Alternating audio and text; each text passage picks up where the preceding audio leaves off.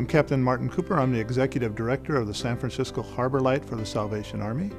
On our property here, we have a detox facility where people come literally from the streets into our program. We have a short-term, long-term programs for women and men in recovery. We also have the San Francisco Harbor House, where single parents with children under age 12 are able to come and be in recovery for up to 2 years. I'm Marcy Roscoe, Director of Harbor House Program. I've been in this field for over 20 years. The reason I love Salvation Army, and I think that it's a good fit, is my experience as workforce services, chemical dependency programs, and transitional housing programs. This encompasses everything that I love, and it's all here at Harbor House. You know, I don't work for the Salvation Army. I work for those thousands of people who put $1 in the kettle, or those people who put $5 in an envelope and mail it to us.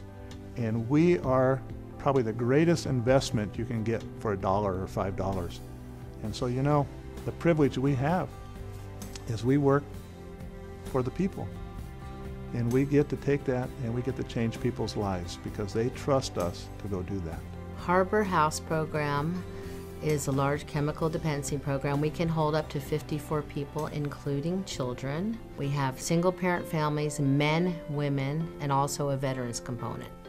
Harbor House is unique in that we have a state licensed child care on it, which is highly unusual. There are child cares and other chemical dependency programs, but not licensed. I actually looked online and was trying to find a place that took women and children.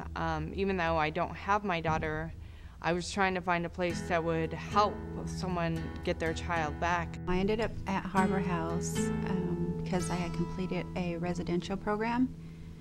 I just felt that I needed a little bit more guidance and discipline.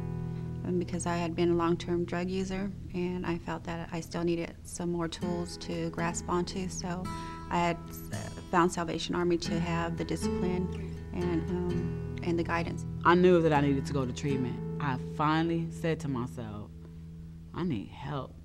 I was 3 months pregnant with Joshua, you know, and I wanted my baby, you know, and I wanted for him, I had to yearn for him to teach me how to be a mother again. You know, for that baby to teach me responsibility again, you know, to have to be held accountable to something again. I got into a car accident while I was driving under the influence of crystal meth, and I was jailed, and my son was taken from me through CPS. They wanted me to do a 6-month outpatient, and I knew that if I really wanted to do this, 6 months wouldn't help me. So I put myself into an inpatient, and Harbor House was the second phase of my recovery. The Harbor House just seemed like hopeful to me. They had a lot of opportunities for me to bond with my children and to get back into the workforce, to go to school, and just get my life back on track. I just used. I mean, and that's all I could think about was every day I felt the guilt. You know, I'm never going to get my daughter back. My family told me go into rehab. I didn't want to. I knew I was going to prison. You know, our probation officer was coming by my apartment, you know, asking me, are you okay? I'm fine. The hurt that I've caused my family, you know, you can't take that back. And it's a reminder every day when I can't see my daughter when I want to, is because all they see is that person that uses. I remember saying, I don't know how to stop, because I didn't know how to stop. I did not know how to stop. But I knew that when I would go to jail, I would stop. You know, so how come if I can do this for somebody else when they make me do it, how come I can't do it for myself when I want to do it, when I have the feeling, the need, the yearn to want to stop now? How come I can't do it? We are able to make relationships that turn them in a positive direction towards recovery in their lives, towards rebuilding their lives. And we are able to open our doors and create a loving and kind relationship with these people to start them on the road to recovery. And we go from the cardboard box to actually producing miracles on this property. I've really learned how to live my life being clean, function, go out to work. I started school. The support there is just awesome. I find that having a support system is the biggest need that anybody in recovery could use. People say, I have tools to use to where I don't use, well, what is a tool? Because, I can't just go to the box and pull one out and say, well, this is what's going to stop me from smoking crack today. I can't just say, well, I'm going to go grab that wrench over there and it's going to fix this so that I don't smoke crack. So what is my tool? But it's coming for me, and my tool is like coming from within. It's like basically I feel like it's the wisdom to know the difference now. The wisdom to know that I don't have to pick up that drug, because my mind is clean.